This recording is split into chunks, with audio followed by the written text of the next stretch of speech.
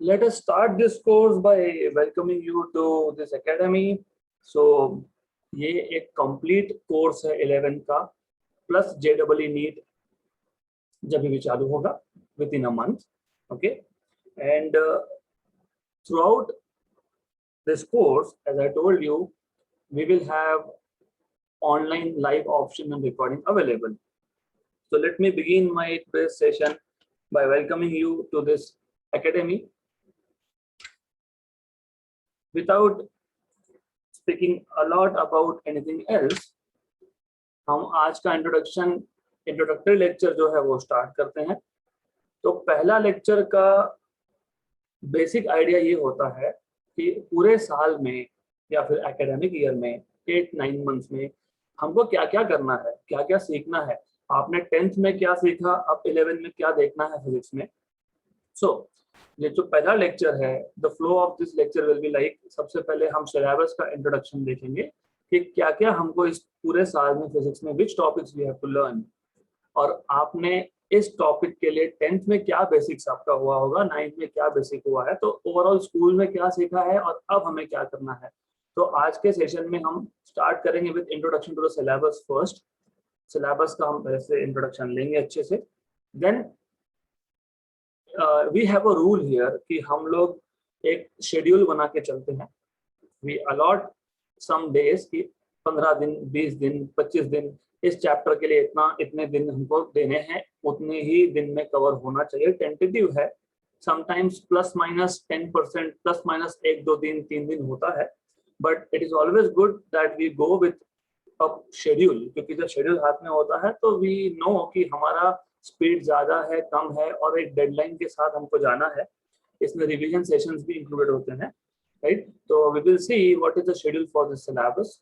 और टेस्ट का शेड्यूल बहुत इंपॉर्टेंट है, वो आगे आएगा कि कब कब टेस्ट होगा, कौन से मोड में होगा, कैसे होगा, that I will let you know.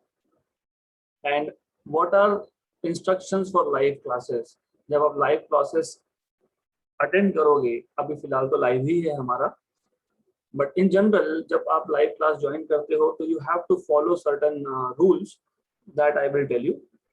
And then जो एप्लीकेशन के थ्रू आज आपने कनेक्ट किया है, उस एप्लीकेशन का मैं एक रफ इंट्रोडक्शन दूंगा। आज के सेशन में मैं सिर्फ स्टेट बोर्ड थ्योरी रिलेटेड जो एप्लीकेशन है उसका ही इंट्रोडक्शन दूंगा। आपको 2 एप्लीकेशंस मिलने वाले हैं, एक तो जिससे आप अभी लाइव कनेक्टेड हो वो, दूसरा एक JEE नीट के लिए एक अलग से एप्लीकेशन होता है, उस पर हम लोग टेस्ट कंडक्ट करते हैं। उस पर प्रैक्टिस के लिए आपको फिजिक्स के 10 से 12,000 क्वेश्चन आपके पास रहते हैं। उसका इंट्रोडक्शन जाएगा जब हम नीट JEE की क्लास चालू करेंगे तब। So for today, this is the general flow of our session. We will start with introduction of syllabus, फिर हम देखेंगे टेस्ट और जो भी आपका पोर्शन सिलेबस कवर करना है उसका शेड्यूल क्या होगा, so on so forth. Okay, तो to start off with syllabus, पहला ही यूनिट, तो ओवरऑल फिजिक्स का 11 का सिलेबस आप अलग अलग यूनिट्स में डिवाइड करके रखते हो। हर एक यूनिट का एक पर्टिकुलर सिग्निफिकेंस है। जैसे अगर आप देखोगे तो पहला ही यूनिट जो है फिजिक्स का, here you will be talking about units, measurements, dimensional analysis, mathematical tools. जब मैंने यहाँ पे यूनिट्स लिखा है, इस यूनिट का मतलब यहाँ पे ये होता है, for example there are different physical quantities in real life. जैसे आप फॉर एग्जाम्पल आप मेजर करते हो मास, आप बोलते हो 10 kg, 5 kg, whatever it is. आप टाइम मेजर करते हो, आप टाइम को बोलते हो सेकेंड्स, आवर्स, एक्सेट्रा एक्सेट्रा। आप फोर्स मेजर करते हो newton, right. You measure distance between 2 points, metre. तो ये मीटर, ये न्यूटन, ये सेकेंड, ये kilogram, these are called as units of a physical quantity. तो कोई भी फिजिकल क्वांटिटी अगर होगा तो we will be measuring those physical quantities in some units, okay, right? तो first of all आपको ये पता होना चाहिए कि what is a physical quantity.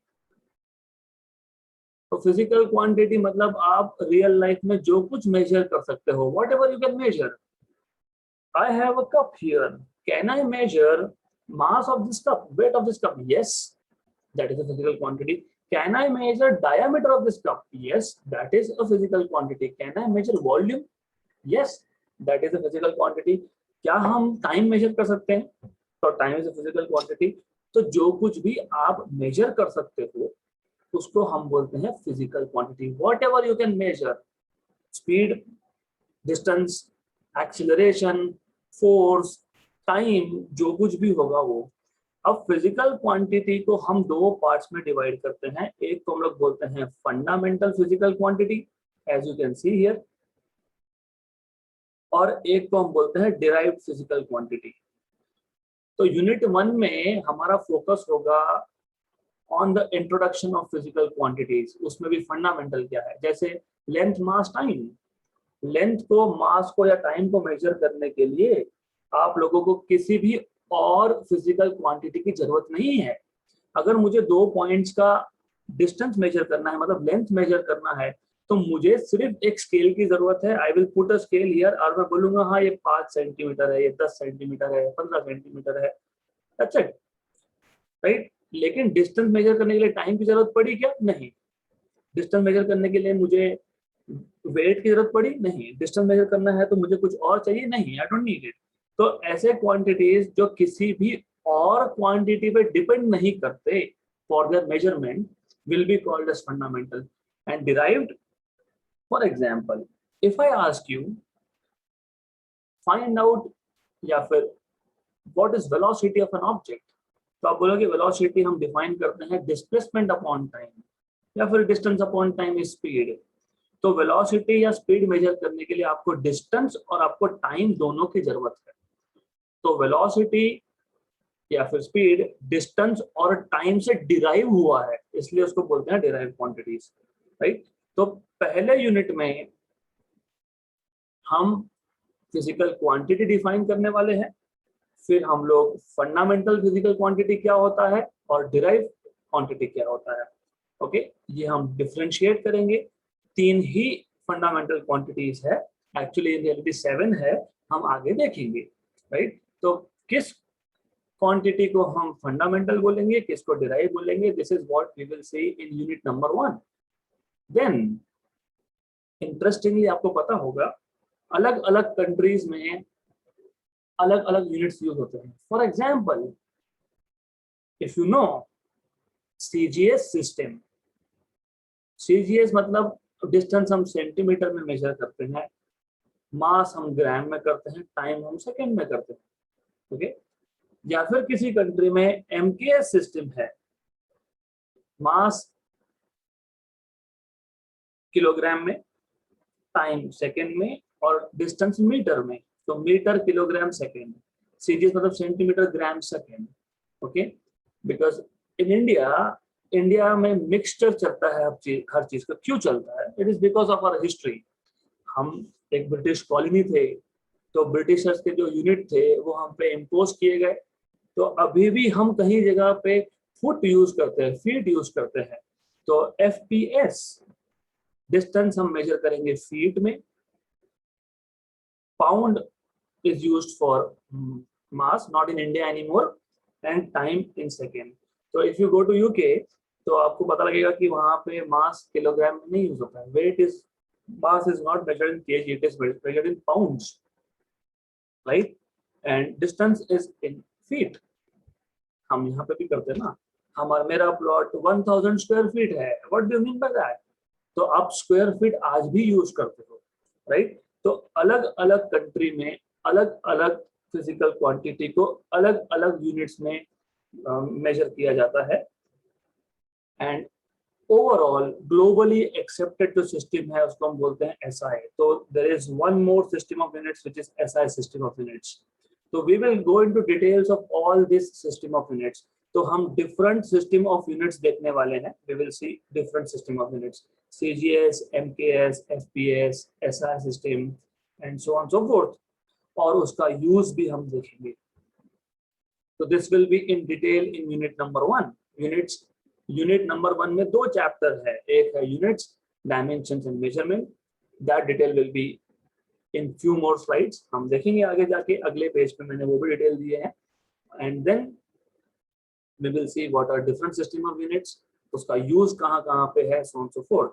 Okay, then we will be introducing an interesting concept called as dimensional analysis, or dimensional analysis.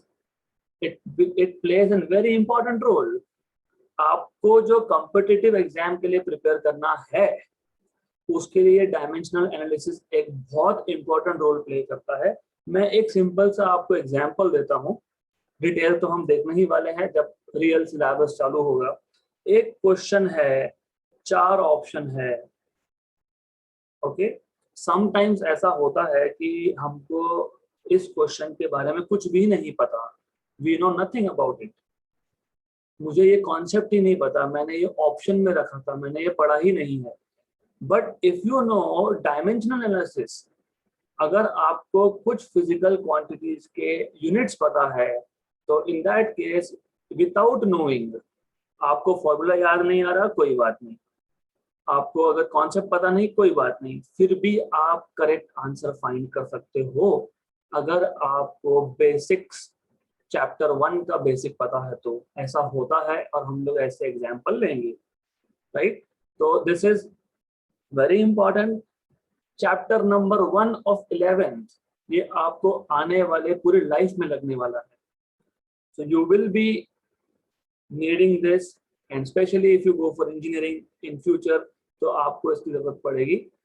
तो we will see how powerful small concept can be. छोटी सी एक कॉन्सेप्ट है, अगर आपको पता है तो physics will become much more simple for you. बहुत सिंपल हो जाएगा ये क्वेश्चन सॉल्व करना, of course. Then as you know, आप में से कुछ they want to go for medical sciences. आपको नीट एग्जाम भी देना है अगर, तो फिजिक्स तो आपको लगने ही वाला है बेसिकली. और एक इम्पॉर्टेंट चीज ये है कि फिजिक्स के लिए मैथ्स की जरूरत पड़ती है. तो you need mathematics to do physics. Okay, तो पहले यूनिट में हमको कुछ मैथमेटिकल टूल्स भी देखने हैं, लाइक वेक्टर्स क्या होते हैं, स्केलर्स क्या होते हैं. 2 वेक्टर्स को मल्टीप्लाई करके हमको वेक्टर मिल सकता है, हमको स्केलर मिल सकता है. तो चैप्टर्स लाइक इलेक्ट्रोस्टैटिक्स आप आगे देखोगे. फिजिक्स में कुछ चैप्टर ऐसे हैं फिजिक्स में, अगर आपको वेक्टर्स का सफिशिएंट नॉलेज है तो आप 10-10 स्टेप के क्वेश्चंस ओरली कर सकते हो. If you know what are vectors, vector quantities, if you know basic rules of vector, 2 vector को मल्टीप्लाई कैसे करना, 2 वेक्टर को ऐड कैसे करना, 2 वेक्टर का प्रोडक्ट स्केलर होगा या फिर वेक्टर होगा, अगर आपको बेसिक्स पता है तो 10-10 स्टेप के आंसर ओरली होते हैं. तो you look at the question and you know कि option A B C D में से बी है, टिक करो, खत्म करो. तो vector is the first mathematical tool that you will need to solve questions of physics, right? तो इस ओवरऑल अगर आप पहला यूनिट की बात करोगे तो पहले यूनिट में 2 पार्ट्स हैं. so there are 2 parts. एक units, dimensions and measurements.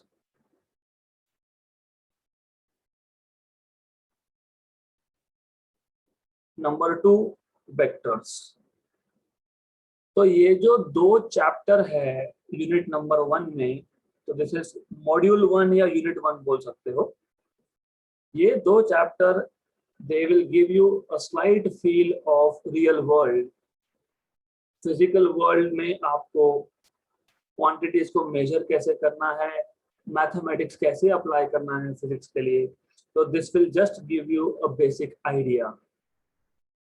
So unit number 1, it has 2 chapters and both are starting point of physics. क्योंकि फिजिक्स के लिए मैथमेटिक्स लगता है, you have to do basic mathematics. मैं ये नहीं बोल रहा हूँ कि आप हायर लेवल मैथमेटिक्स करो अगर आपको नीट एग्जाम देनी है तो, नहीं. बट अगर आपको नीट के लिए प्रिपेयर करना है तो but you will need little bit of mathematics. तो पहला यूनिट जो है, it will give you basic idea about this. Then unit number 2, motion and gravitation. So अब in real life bodies are moving. If you see around, आप घर के बाहर खड़े हो, आप देख रहे हो एक गाड़ी है जो पास हो रही है। साइंस के स्टूडेंट में और नॉर्मल ह्यूमन में एक बेसिक डिफरेंस है। जो नॉर्मल ह्यूमन है वो बोलते हैं गाड़ी मूव हो रही है, हो रही है, हो रही है, व्हाई डू आई केयर। लेकिन साइंस का स्टूडेंट भी सोचता है अरे उसका स्पीड कितना है, वो 1 घंटे के बाद कहाँ होगा, उसका एक्सेलेरेशन कितना है, टायर और रोड के सरफेस में फ्रिक्शन कितना है, राइट। तो we think in terms of science always. तो when a body starts moving, पहले तो मोशन ही 3 टाइप का हो सकता है। एक तो मोशन स्ट्रेट लाइन में होगा, एक ऑब्जेक्ट है वो एक पॉइंट से दूसरे पॉइंट पे जा रहा है along a straight line, straight line motion. इसको हम बोलते हैं 1 डायमेंशनल मोशन। तो जब भी एक ऑब्जेक्ट सिर्फ एक्स एक्सिस के अलोंग या फिर सिर्फ वाई एक्सिस के अलोंग या फिर सिर्फ जेड एक्सिस के अलोंग मूव होता है तो that is called as 1 dimensional motion, right. तो सेकेंड यूनिट में मोशन में सबसे पहले तो हम मोशन क्या होता है वो इंट्रोड्यूस करेंगे। Motion is what do you mean by motion. पहले तो हम इंट्रोड्यूस करेंगे मोशन क्या होता है, then we will introduce what is displacement, what is mean by distance, distance और डिस्प्लेसमेंट में डिफरेंस क्या है। फिर हम इंट्रोड्यूस करेंगे स्पीड और वेलोसिटी में डिफरेंस क्या है, ओके, राइट। फिर अगर मोशन है तो वो 1 डायमेंशनल मोशन है क्या, सिर्फ एक लाइन के अलोंग ऑब्जेक्ट मूव हो रहा है क्या, या फिर एक ऑब्जेक्ट है जो 2 डायमेंशन में है। जैसे मान लो आपके पास एक टेबल है, okay, if you play something like pool, अगर आप पूल खेलते होंगे तो आपको पता होगा पूल पे जो बॉल होता है वो बॉल मूव होता है ऑन द टेबल, राइट। मतलब बॉल कहाँ मूव हो रहा है, बॉल मूव हो रहा है एक्स वाई प्लेन में, मतलब 2 डायमेंशनल मोशन हो गया ये।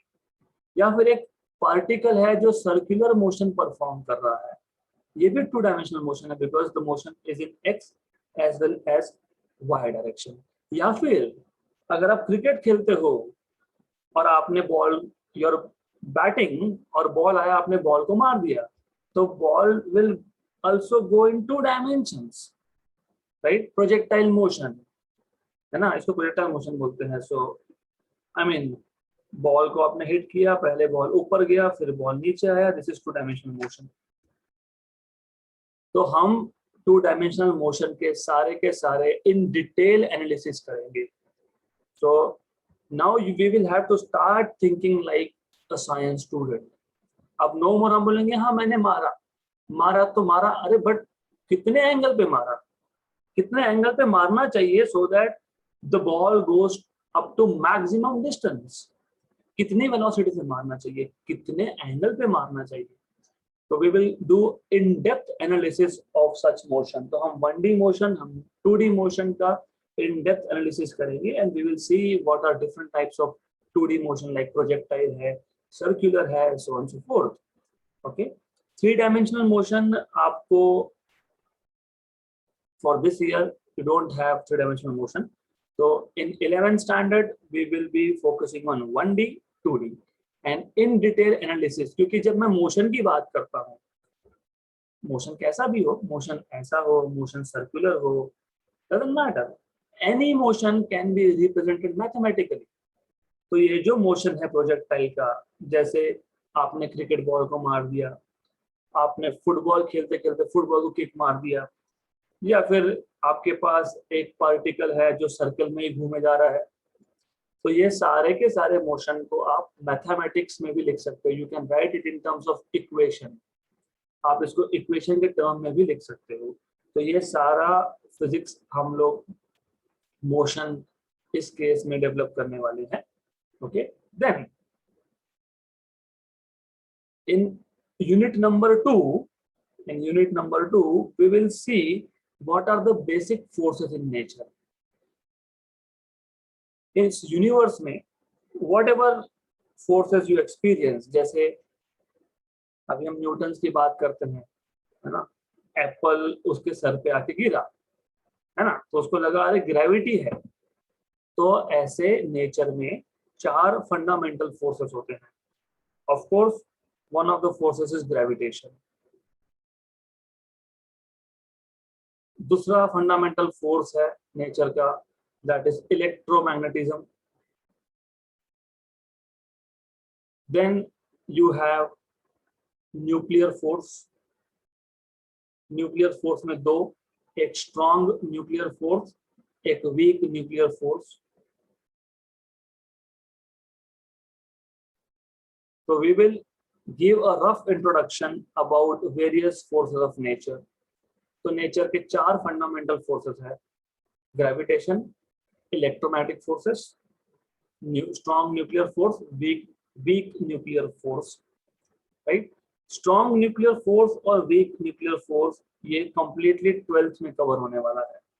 For the part of 11th हम लोग ग्रेविटेशन पढ़ेंगे, और part two of physics of 11th standard हम इलेक्ट्रोमैग्नेटिक फोर्सेस भी देखेंगे। लेकिन न्यूक्लियर फोर्स आपको सिर्फ यहाँ पे इंट्रोडक्शन होगा कि न्यूक्लियर फोर्स होता क्या है, that's it. This is called as nuclear force. बात करता हूँ, उसको वाइंड अप करो, 12th में देखेंगे हम लोग। तो 11th में you have to focus on gravitation and electromagnetism, right? So in unit 2 you'll have to categorize fundamental forces into 4 parts, okay? Then obviously एक बार आपने ये बेसिक्स की बात कर ली, मैं बहुत आपको ऊपर से बता रहा हूँ आज, कि पहला जो लेक्चर होता है इंट्रोडक्टरी, इसमें सिर्फ सिलेबस का इंट्रोडक्शन होता है। पूरे साल भर में क्या करना है, कैसे करना है, कब करना है, that's it, that is the role of first lecture। मैं सिर्फ आपको एक जनरल आइडिया दे रहा हूँ, और नेक्स्ट सेशन से, दैट इज टुमारो, हम रियल सिलेबस स्टार्ट करेंगे। We will start with chapter number 1, okay. Then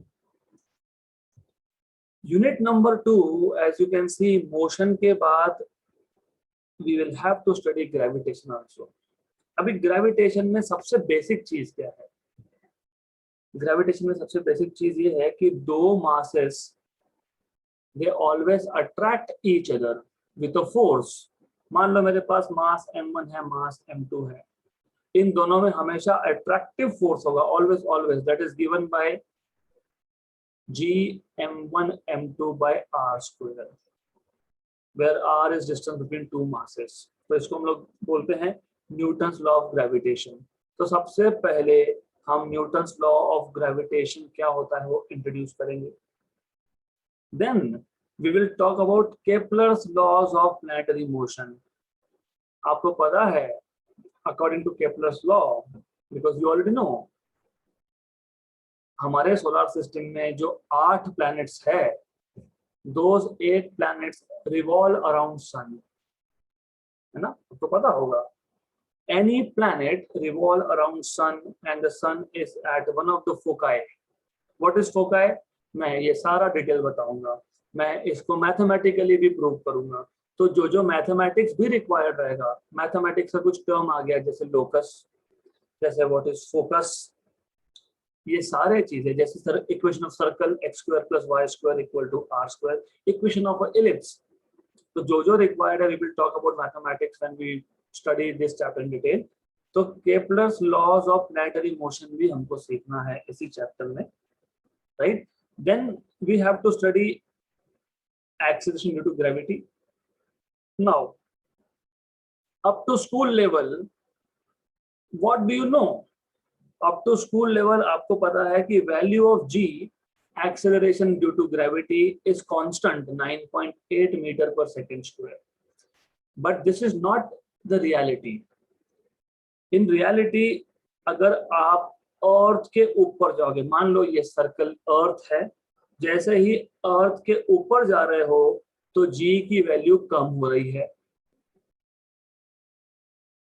जैसे ही अर्थ के अंदर जा रहे हो तो भी g की वैल्यू कम हो रही है, ओके। अगर आप अर्थ पे ही एक पॉइंट से दूसरे पॉइंट पे जा रहे हो तो भी g की वैल्यू चेंज हो रही है। तो अभी तक आपने ये सीखा कि acceleration due to gravity is always fix, क्योंकि स्कूल में as far as I know school में आपको acceleration due to gravity introduce करके बोलते हैं कि इसकी वैल्यू हमेशा फिक्स होती है 9.8 मीटर पर second square, no it changes. अगर आप और की सरफेस के ऊपर जा रहे हो तो कम होती है, आप और की सरफेस पे नीचे जा रहे हो तो कम होती है, आप और के सरफेस पे ही एक पॉइंट से दूसरे पॉइंट पे जा रहे हो, जैसे इंडिया से यूरोप जा रहे हो तो value of G decreases but very slightly. तो हम ये प्रूव करेंगे कि वैल्यू ऑफ जे डिक्रीज होगी और इसका मैथमेटिकल इक्वेशन भी हम डिराइव करेंगे। So as you see here, values of action due to gravity at height above and depth below the earth surface, okay, right? And there is one more interesting thing, आपने सुना होगा, अगर आपको पता होगा, इंटरनेशनल स्पेस स्टेशन अर्थ है, अर्थ के around orbit में एक स्पेस स्टेशन है, इंटरनेशनल स्पेस स्टेशन। इसमें जो भी एस्ट्रोनॉट होता है उसको वेटलेसनेस फील होता है, मतलब that astronaut feels that he और she does not have any weight. हवा में उड़ते हैं, वैसे वहां पे हवा भी नहीं होती, बट यू कैन से कि दे डोंट फील कि उनका वेट भी है। Now on Earth I can say my weight is 75, you can say your weight is 50, 60 जो भी होगा, लेकिन for an astronaut there is no weight. तो ऐसा क्यों होता है? तो we will derive that also mathematically. Why should an astronaut feel weightlessness in a satellite? Okay, तो ये आ गया आपका पार्ट 2, यूनिट 2। तो we started with unit number 1, जहां पे हमने बेसिक यूनिट्स क्या होते हैं, डायमेंशंस क्या होते हैं, मेजरमेंट्स कैसे करने हैं, मेजरमेंट करते करते एरर कौन कौन से आ सकते हैं, मैथमेटिक्स कौन कौन सा लगने वाला है, वो unit 1।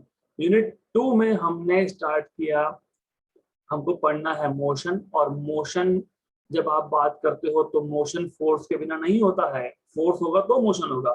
For example I have an object, वो ऑब्जेक्ट जहां पे है वो ऑब्जेक्ट वहीं रहेगा जब तक मैं फोर्स नहीं लगाता, राइट? तो मोशन है तो फोर्स है, और फोर्स है तो फंडामेंटल फोर्सेस की बात करनी पड़ेगी। नेचर में 4 फंडामेंटल फोर्सेस है, राइट? उसमें से एक है ग्रेविटेशन। तो यूनिट 2 में हम लोग ग्रेविटेशन को इन डिटेल पढ़ने वाले हैं।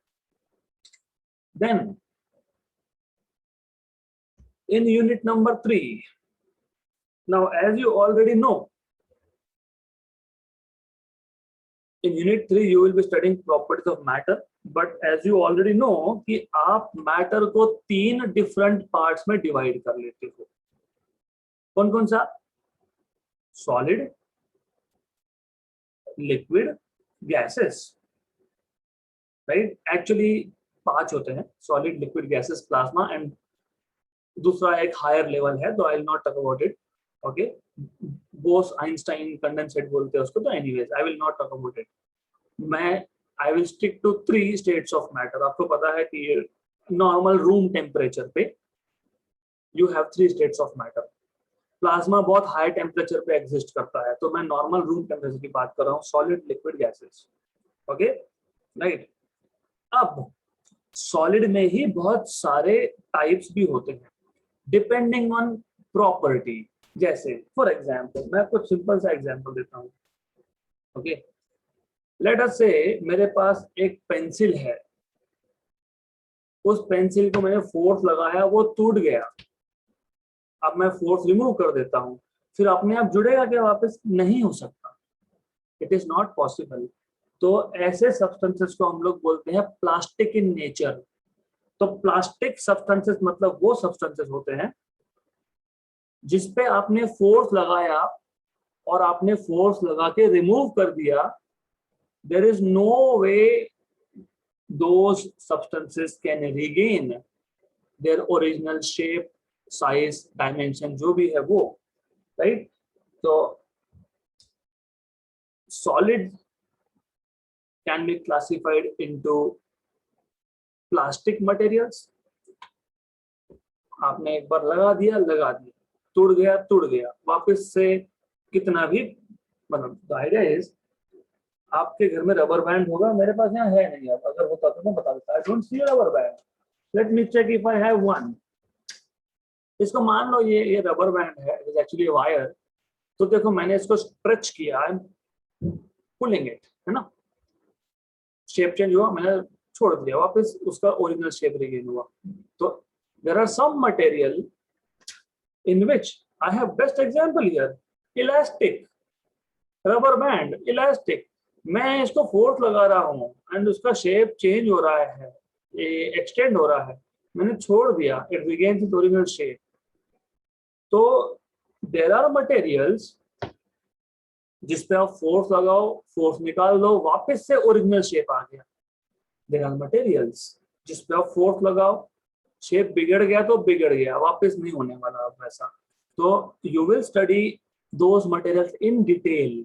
इलास्टिसिटी मतलब the materials which are elastic in nature, जैसे कि ये इलास्टिक है, इसको इलास्टिक क्यों बोलते हो? इसीलिए इलास्टिक बोलते हो क्योंकि आपने यहाँ पे फोर्स लगाया, छोड़ दिया, वापस सेम शेप, फोर्स लगाया, छोड़ दिया, सेम शेप। तो such materials are called as elastic and the property is called as elasticity. तो ये इलास्टिसिटी क्यों आता है, कहां से आता है, why it happens कि some materials are elastic and some are plastic, है ना। कुछ मटेरियल्स होते हैं ऐसे जिसको आप एक बार फोर्स लगा दो, गया गया। So you will study in detail both of this, okay right. तो you will see elasticity and plasticity in unit number 3। मैं चैप्टर की बात नहीं कर रहा हूं, हम यूनिट्स पे आए हैं। हम पूरा सिलेबस जो है फिजिक्स का, पूरा सिलेबस 14 चैप्टर्स है और उन 14 चैप्टर्स को आपने अराउंड 6 यूनिट्स में क्लब करके रखा है, राइट। एंड देन ऑब्वियसली देखो क्या होता है, जब आपको किसी भी एक सब्सटेंस का स्टडी करना है, let us talk about solid, मुझे सॉलिड का स्टडी करना है, तो मैंने पहले क्या किया, मैंने फोर्स लगाया, अभी बताया ना मैंने, इलास्टिक को खींच के बताया, मतलब मैंने फोर्स लगाया, उसको हम बोलते हैं mechanical properties, mechanical properties of solids. मतलब एक सॉलिड जिस पे हमने फोर्स लगाया है वो कैसा बिहेव कर रहा है, दैट इज मैकेनिकल प्रॉपर्टी। लेकिन सॉलिड से हम करंट भी तो पास कर सकते हैं ना, करते हैं ना हम करंट पास किया, करंट पास हो गया, उसको हम बोलते हैं इलेक्ट्रिकल प्रॉपर्टीज। करंट पास हो गया तो गुड कंडक्टर, नहीं पास हुआ तो बैड कंडक्टर। तो सिर्फ सॉलिड की स्टडी करनी है। मैटर में 3 स्टेट की बात चल रही थी, solid, liquid, gases, solid, liquid, gases. हम तो यहाँ पे जब सॉलिड की स्टडी करते हैं तो उसके भी अलग अलग तरीके हैं। एक तो फोर्स लगा के देखो, या फिर करंट पास करके देखो, करंट पास हो गया तो गुड कंडक्टर, नहीं पास हो तो बैड कंडक्टर। तो you can see what are electrical properties of solid. तो इन 11th स्टैंडर्ड हमारा फोकस होगा सिर्फ सॉलिड्स पे, only solids. Liquid and gases हम 12th में देखेंगे। जैसे आप सॉलिड का प्रॉपर्टी स्टडी करने के लिए या तो फोर्स लगा रहे थे या फिर आप करंट पास कर रहे थे, तो मैकेनिकल प्रॉपर्टीज पढ़ रहे थे या इलेक्ट्रिकल प्रॉपर्टीज पढ़ रहे थे। वैसे ही लिक्विड और गैस का स्टडी करने के लिए हम क्या क्या कर सकते हैं वो 12th में जाएगा। एंड बिलीव मी, क्या होता है, I have taught physics at various level, 11th 12th BSc BE MSc तक। हायर लेवल के स्टूडेंट्स को भी ये डिफरेंस पता नहीं होता है बहुत बार, मैकेनिकल प्रॉपर्टी मतलब क्या, इलेक्ट्रिकल प्रॉपर्टी मतलब क्या। So that is why it is important for you to understand right now. अभी पता होना चाहिए कि मैकेनिकल प्रॉपर्टी में हम एक सब्सटेंस पे, सॉलिड पे फोर्स लगा रहे हैं और फोर्स लगाने के बाद क्या हो रहा है, दैट इज मैकेनिकल प्रॉपर्टी। हम करंट पास कर रहे हैं, क्या हो रहा है, दैट इज इलेक्ट्रिकल प्रॉपर्टी। या तो करंट पास होगा, गुड कंडक्टर, नहीं होगा, बैड कंडक्टर। तो हम वो डिटेल में देखेंगे इन unit number 3, mechanical properties. Okay, properties of matter basically. So we will study 2 properties, mechanical and electrical. Then we will move towards sound. Now ऐसा है that I am sitting at my home, I am speaking and you are listening, but you are listening to me not because of face to face interaction, आप मुझे सुन पा रहे हो, it is because of telecommunication system, waves, so on so forth, जो भी होगा। तो साउंड चैप्टर में हमको क्या देखना है? सबसे पहले साउंड इज अ वेव, तो हमको पहले देखना है कि वेव के कौन से टाइप होते हैं। वेव के दो टाइप होते हैं, एक ट्रांसवर्स वेव, दूसरा लॉन्गिट्यूडनल वेव। साउंड वेव होता है लॉन्गिट्यूडनल वेव। तो हम साउंड में साउंड प्रोड्यूस कैसे होता है, how to generate sound, how to transmit sound, एक पॉइंट से दूसरे पॉइंट तक साउंड को भेजेंगे कैसे, हाउ टू डिटेक्ट साउंड। तो everything will be under this chapter of sound.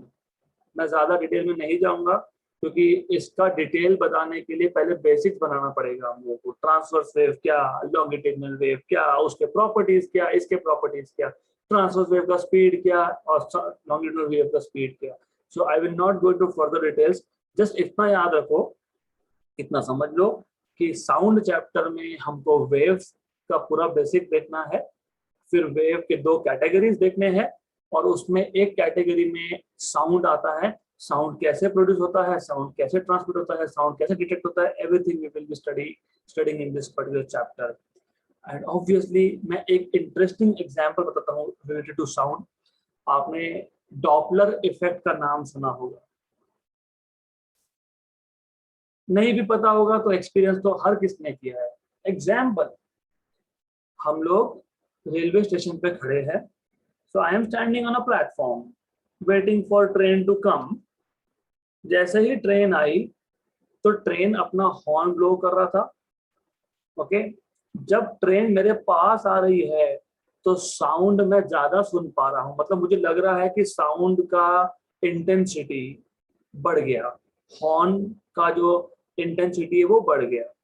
जब ट्रेन मुझे क्रॉस करके गया तो उस सेम हॉर्न का इंटेंसिटी कम होने लग गया, राइट। ऐसा था क्या फिर कि जब ट्रेन आपके पास आ रही थी तो ड्राइवर ने जानबूझ के साउंड बढ़ा दिया, वॉल्यूम बढ़ाओ, ऐसा तो नहीं था। जब वो क्रॉस करके गया तो वॉल्यूम कम कर रहा है, ऐसा भी नहीं था। तो क्या था, जो वॉल्यूम था वो वॉल्यूम उतना ही था हमेशा। तो when a source of sound comes towards an observer, we start hearing loud sound, और जो हमको क्रॉस करके जाता है we start hearing low sound, okay, less intense sound। तो ये इंटरेस्टिंग इफेक्ट हम लोग सीखने वाले हैं। और एक इंटरेस्टिंग चीज हम सीखेंगे, अलग अलग केसेस, जैसे कि एक सोर्स ऑफ साउंड है, एक स्पीकर है आपके पास, वो स्पीकर साउंड इमिट कर रहा है और आप लिसनर हो, you are listening to that sound. तो देयर आर मेनी केसेस, जैसे स्पीकर आपकी तरफ आया, source is moving towards stationary listener, आप अपनी जगह पे खड़े थे, होता है ना, कभी कभी हमारे यहाँ पे शादी में डीजे बजते हैं और हम घर में बैठे हैं और डीजे की आवाज आई तो हम बाहर जाके खड़े हो जाते हैं। देन वो डीजे हमारे पास आ रहा है, मतलब सोर्स हमारे पास आ रहा है, हम अपनी जगह पे खड़े हैं, right. Source of sound moving towards a listener, right. उल्टा भी हो सकता है, स्पीकर अपनी जगह पे है एंड आई वांट टू सी कि क्या चल रहा है, मुझे जाके देखना है, तो listener moving towards stationary source, या फिर दोनों ही, source moving towards listener, listener moving towards source, दोनों एक तरफ जा रहे हैं, ये भी हो सकता है।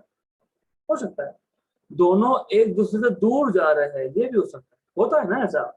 तो बात कर रहे हैं फ्रेंड से, बातों बातों में झगड़ा हो गया, मुझे नहीं सुनना, उसको भी नहीं सुनना, दोनों गए अपने अपने अपोजिट डायरेक्शन में, ठीक है। वो जनरल उनको झगड़ने दो, हमें फिजिक्स निकालना है इसमें। आई वांट टू नो कि जब वो दोनों सोर्सेस एक दूसरे से दूर जा रहे थे, राइट, दोनों जितना लाउडली बोल रहे थे वो दोनों उतना ही लाउडली बोल रहे हैं, उन्होंने अपना वॉल्यूम नहीं चेंज किया। I being a science student, मुझे पता करना है कि कितने डिस्टेंस पे जाने के बाद both of them will not be able to hear each other, even though they are speaking, वो अभी भी बोलते ही जा रहे हैं, but they are not able to hear each other। So after how much distance this happens, तो as a student of science हमको ये भी देखना पड़ेगा। So it is interesting because all this is related to Doppler effect. तो हम देखेंगे वो in detail. Then next part is optics. Optics ये पूरे फिजिक्स का सबसे इम्पोर्टेंट और सबसे हेवी वेटेज का चैप्टर है. आप ऑप्टिक्स में क्या क्या सीखोगे? ऑप्टिक्स के दो पार्ट है. एक आप बोलते हो रे ऑप्टिक्स, एक आप बोलते हो वेव ऑप्टिक्स. वेव ऑप्टिक्स ये 12th में आता है और रे ऑप्टिक्स ये 11th का पार्ट है. रे ऑप्टिक्स में we are just worried about direction of wave. हमारे पास एक ग्लास का सरफेस है, एक रे ऑफ लाइट आया, ऐसा इंसिडेंट लाइट रिफ्लेक्ट होके चले गया, रिफ्लेक्टेड लाइट, या फिर मटेरियल के अंदर गया, ट्रांसमिटेड लाइट. तो we will be talking purely about direction in ray optics. मैं कभी भी रे ऑप्टिक्स में 11th में इस रे के पास कितना एनर्जी, हम वो 12th में देखेंगे. 11th में रे ऑप्टिक्स मतलब you are just talking about direction and the related phenomena, जैसे रिफ्लेक्शन है, रिफ्रैक्शन है. ओके, और क्या सीखना है हमको? और हमारे पास घर में मिरर होते हैं, हम मिरर के आगे खड़े हो जाते हैं, खुद का ही चेहरा देखते रहते हैं उसमें, लेकिन वो इमेज बना कहाँ पे? वो इमेज कहाँ बना? वो मिरर के बाहर बना, मिरर के अंदर बना. वो इमेज जितना ऑब्जेक्ट है, जितना आपका साइज है, उतने ही साइज का बना क्या? पता नहीं, right? So we will be studying everything related to mirrors in ray optics, where image is form, right, in ray optics. फिर हम लेंस का भी बात करेंगे. अब I am wearing a lens. जिसको जिसको चश्मा है उसको उसको समझेगा कि आपको अगर नेगेटिव नंबर है मतलब दूर का नहीं दिखता क्लियरली, इन शॉर्ट, राइट? तो ये चश्मा पहनने से क्या हुआ? Why do we have to wear lens of negative number? जिसको पास का नहीं दिखता उसका पॉजिटिव होगा. फिर आपको समझेगा कि इन रियलिटी आपके आंखों में डिफेक्ट क्या है, eye defect. We will talk about eye defects also here, right? और लेंस लगाने से, लेंस मतलब मैं वो लेंस की बात नहीं कर रहा हूँ जो आप आंख में फिट करते हो, वो भी लेंस है, ये भी लेंस है. चश्मा, this glass is also lens, and that lens that you put inside your eyes is also lens. Okay, so lens क्या करता है? How does lens help you to see objects clearly? तो lens के case में भी हम देखेंगे कि ऑब्जेक्ट कहाँ है और उसका इमेज कहाँ बना है. इमेज का साइज ऑब्जेक्ट के साइज से बड़ा है या छोटा है, बड़ा कब होगा, छोटा कब होगा, ये सारे केसेस हम देखेंगे. Okay, and ray optics is very very very important. And I am telling you, अगर आपको जो ट्रिक्स मैं बता रहा हूँ या जिस तरीके से सीखना होता है, अगर एक बार आप समझ गए तो 100% गारंटी है यहाँ पे कि एक भी क्वेश्चन गलत नहीं करोगे एग्जाम में. और एक वार्निंग भी है, अगर आप रे ऑप्टिक्स के बेसिक रूल्स पे अच्छे से ध्यान नहीं दोगे तो एक भी क्वेश्चन सही से सॉल्व नहीं करोगे. तो दोनों ही चीजें हैं. Okay, so ray optics will remain a very important part of physics. तो हमको रे ऑप्टिक्स में और क्या सीखना है? रिफ्लेक्शन मतलब मिरर्स, रिफ्रैक्शन मतलब lenses, and of course microscope, telescope, ये सारे इंस्ट्रूमेंट्स भी हमको रे ऑप्टिक्स में सीखने हैं. Then we move towards unit number 5. देखो, if you have noticed, unit number 1 basic introduction physical world का और मैथमेटिकल टूल का. फिर हम आ गए मोशन पे, मतलब मैकेनिक्स में. मतलब unit 2 is basically talking about mechanics, motion. 3 properties of matter, so it is basically talking about different properties of matter. 4 you are going towards acoustics and optics. Sound मतलब acoustics and optics. तो क्या रह गया अब? अरे हमने electricity की तो बात ही नहीं की, हमने इलेक्ट्रोस्टैटिक की बात नहीं की, मेरे पास मोबाइल फोन है वो चार्ज कैसे होता है, क्यों होता है, उसकी बात नहीं की. How you are able to charge your cell phones, right? क्योंकि चार्जिंग करते हो मतलब उसमें आप चार्ज डाल रहे हो, मतलब इलेक्ट्रॉन डाल रहे हो उससे. तो you may have charges in motion or charges at rest. So unit number 5 will talk about electricity and magnetism. Okay, right? तो यहाँ पे हम in detail देखेंगे कंडक्टर्स क्या होते हैं, इंसुलेटर क्या होते हैं, कंडक्टर कंडक्टर क्यों होते हैं, इंसुलेटर इंसुलेटर क्यों होते हैं। उसके बाद अगर हमारे पास चार्जेस रेस्ट पे है, charges at rest, electrostatics, electro मतलब चार्जेस और स्टैटिक्स मतलब एट रेस्ट, तो चार्जेस एट रेस्ट मतलब इलेक्ट्रोस्टैटिक्स। तो दो चार्जेस हमारे पास हैं, तो क्या ये दोनों चार्जेस अट्रैक्ट करेंगे दूसरे को या रिपेल करेंगे, देखेंगे हम लोग आगे जाके। अगर अट्रैक्ट करेंगे या रिपेल करेंगे तो how much is the force of attraction और रिपल्शन, तो फोर्स ऑफ अट्रैक्शन और repulsion is given by, it is proportional to q1 q2 by distance square, right? Good. Then we will learn about different components also, जैसे register क्या होता है, अलग अलग type के रजिस्टर देखेंगे हम लोग, अलग अलग वैल्यूज के रजिस्टर देखेंगे हम लोग। फिर हम देखेंगे इलेक्ट्रिक फील्ड क्या होता है, मैग्नेटिक फील्ड क्या होता है, दोनों को कंपेयर भी करेंगे। हम देखेंगे इलेक्ट्रिक लाइंस ऑफ फोर्स क्या होता है, मैग्नेटिक लाइंस ऑफ फोर्स क्या होते हैं, उसको कंपेयर करेंगे। सो बाकी का डिटेल जब ये चैप्टर चालू होगा तब।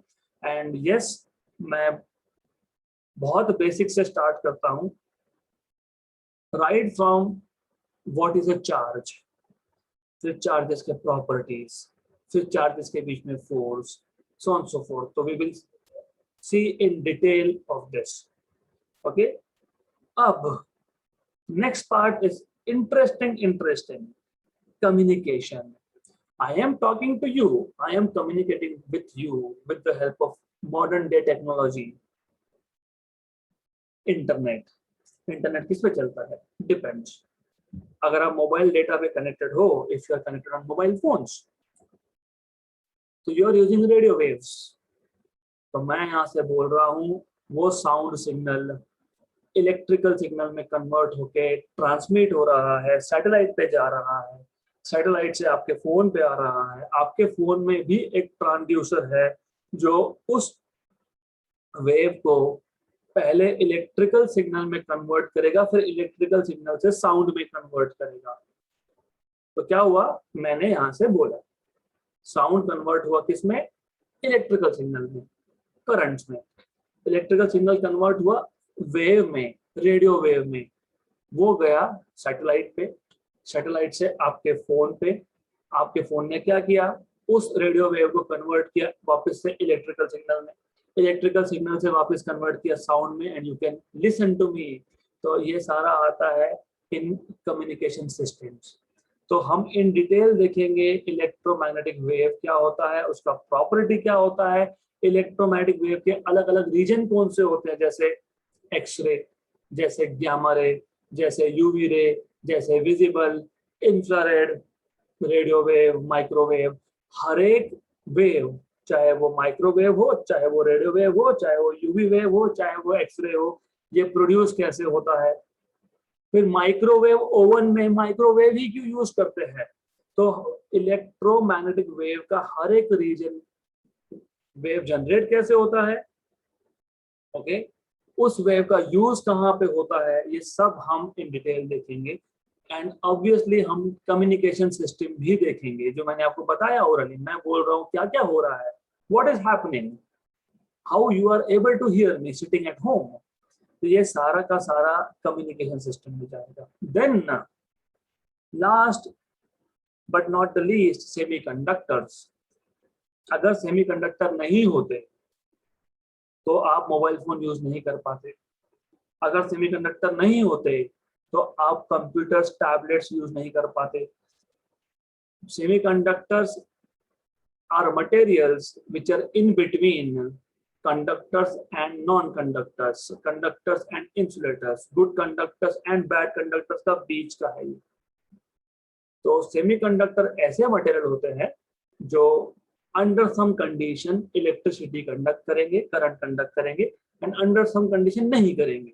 ओके, तो ऐसा क्यों, ये भी डिटेल में देखेंगे हम लोग। एंड बाय द वे, आपके घर में जो लाइट्स यूज करते हो आप आजकल, एलईडीज, लाइट इमिटिंग डायोड, वो भी सेमीकंडक्टर है। वो लाइट कैसे इमिट होता है वो भी इन डिटेल हम देखेंगे। आपके घर में शायद सोलर पैनल भी होंगे, तो वो सोलर पैनल भी सेमीकंडक्टर है, तो वो वर्क कैसे करता है वो भी हम इन डिटेल देखेंगे इन सेमीकंडक्टर्स। ओके, तो सो फार यू सी 11th में टोटल आपको 6 यूनिट्स देखने हैं, 6 units, and this 6 units comprise of in total 14 chapters. Okay, so unit 1 basic units and mathematical tools, ये पहले 2 चैप्टर है आपके सिलेबस के। So you see total 6 units मतलब 14 चैप्टर्स। तो पहले 2 चैप्टर यूनिट 1 में, अगले 3 chapter they are unit 2 motion and gravitation.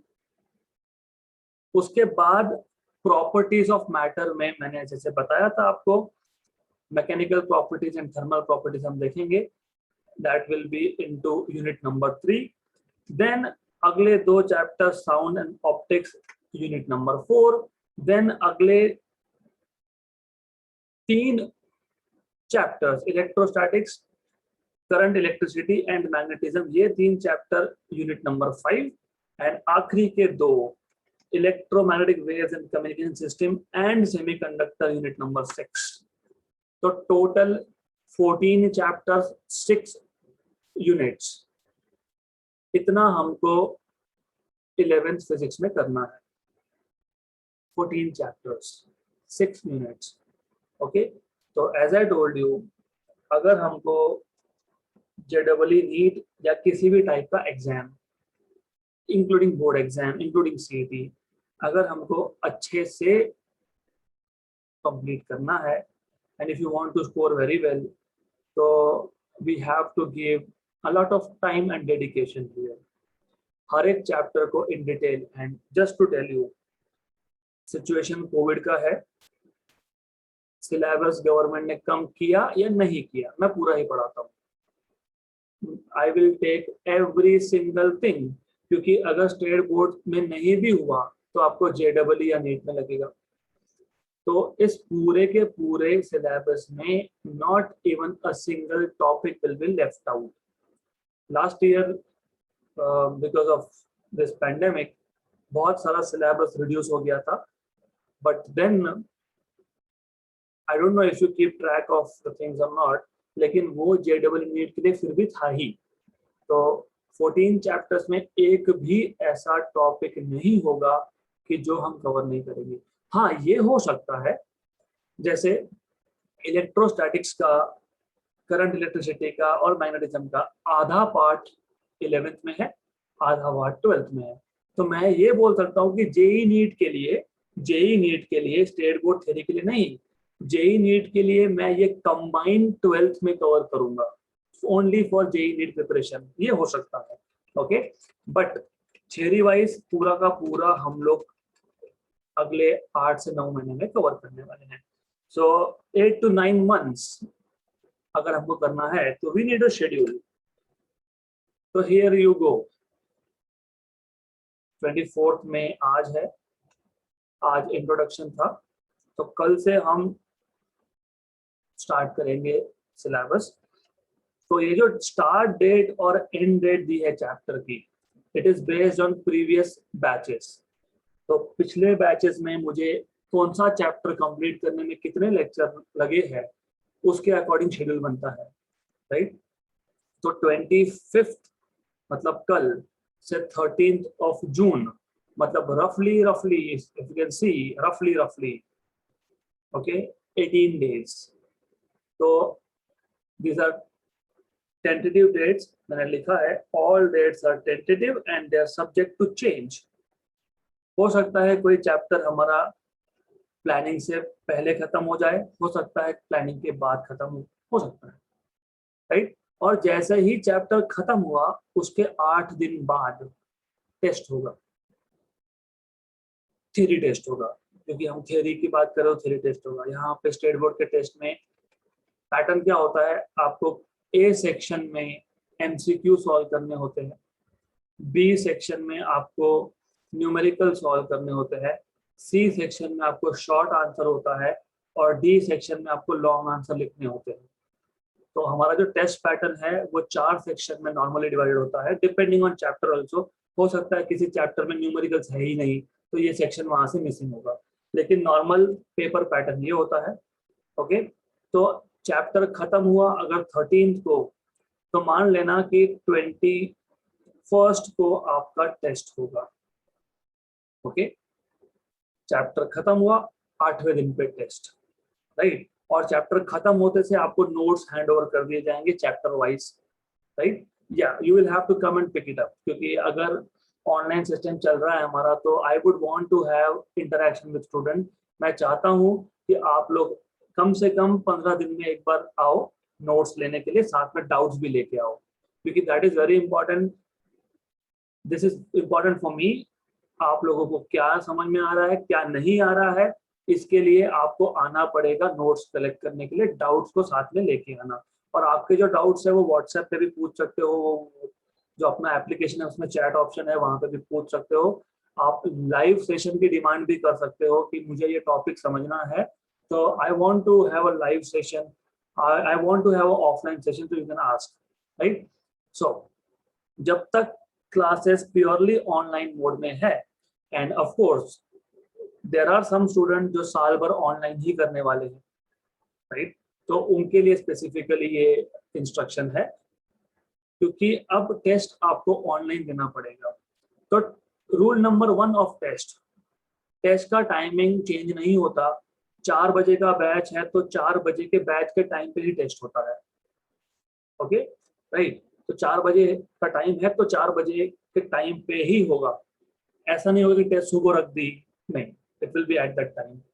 4 से 5 अगर आपका टेस्ट है तो आपको 4 से 5 में पेपर लिखना पड़ेगा, उसका फोटो निकाल के पीडीएफ बना के 5:15 तक मुझे आपको भेजना पड़ेगा, राइट, ऑन एप्लीकेशन। वो कैसे करना है मैं बताऊंगा आगे की स्लाइड्स में।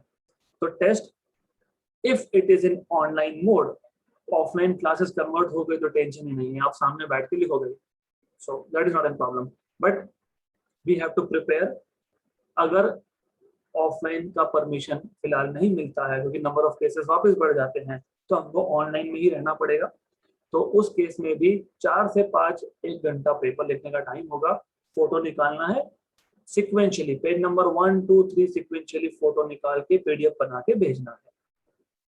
टेस्ट के रिजल्ट डिक्लेयर होते हैं anywhere between 1 day to 2 day.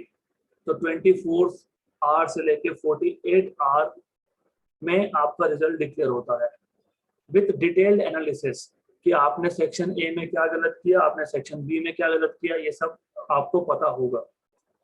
तो एज यू सी, चैप्टर 1 चालू होगा कल से, खत्म होगा रफली 13 को जून को, फिर 14 जून से 29 तक चैप्टर 2 चलेगा। हम नॉर्मली फिजिक्स के सिलेबस को डिवाइड करते हैं 2 पार्ट्स में।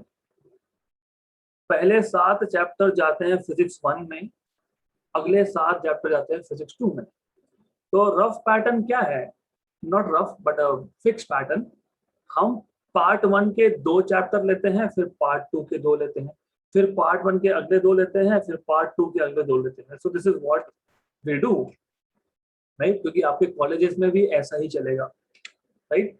तो यू सी, चैप्टर नंबर 1 2, उसके बाद चैप्टर 8 9, फिर चैप्टर 3 4, फिर चैप्टर 10 11, फिर 5 6, फिर 12 13 एंड 7 14, ऐसा चलेगा, राइट।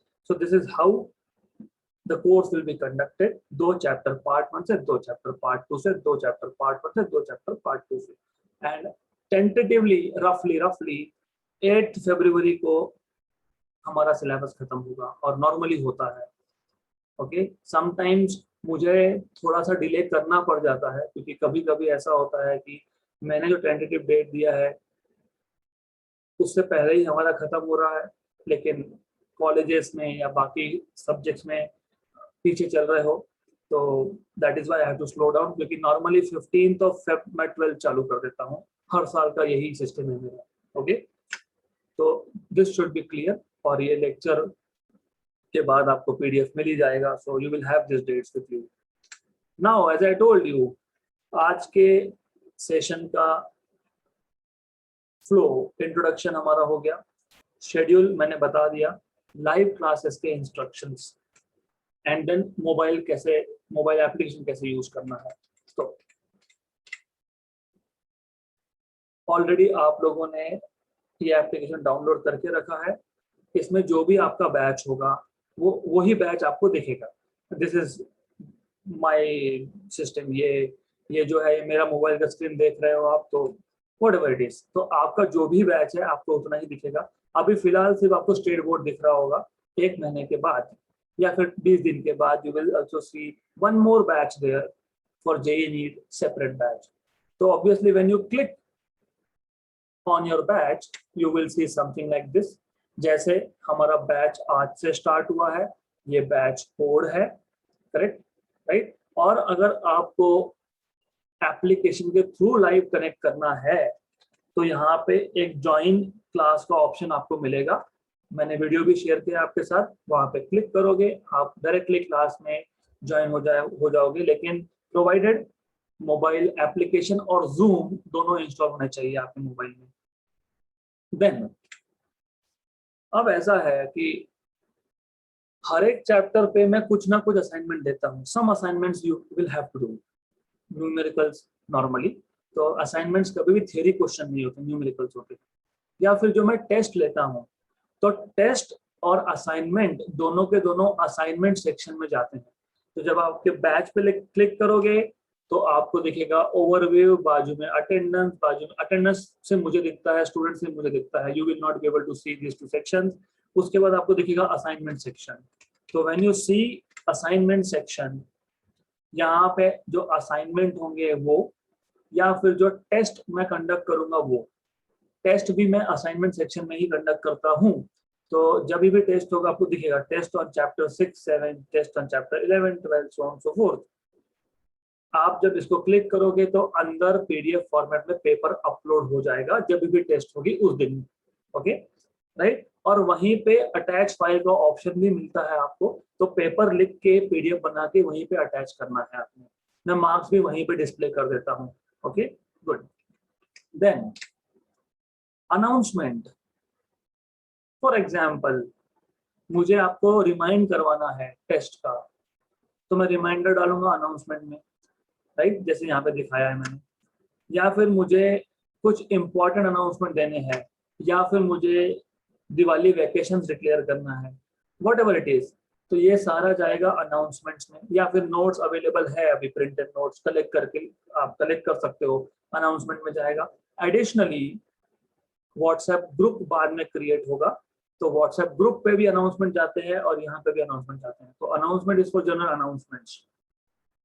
देन अभी जैसे आज का लेक्चर कंडक्ट हुआ, वैसे आपका हर एक चैप्टर का लेक्चर जब कंडक्ट होगा ना, तो चैप्टर वाइज वीडियो सेक्शन में फोल्डर बनाए जाएंगे।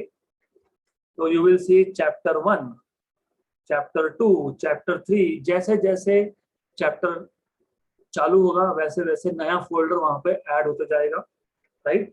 तो when you click on videos आपको ऐसे अलग अलग फोल्डर दिखेंगे। अभी तक तो बना नहीं है क्योंकि हमने पहला चैप्टर चालू किया नहीं है, तो जैसे जैसे चैप्टर स्टार्ट होगा वैसे वैसे आपको वीडियोस सेक्शन में फोल्डर दिखेंगे। आप जब फोल्डर पे क्लिक करोगे तो उसके अंदर आपको units and measurement lecture number 1, lecture number 2, lecture number 3, lecture number 4, ऐसे सारे के सारे आपको वीडियोस दिखेंगे। आप वहीं पे प्ले कर सकते हो, क्योंकि एज आई टोल्ड यू आज आप 16 लाइव हो, राइट।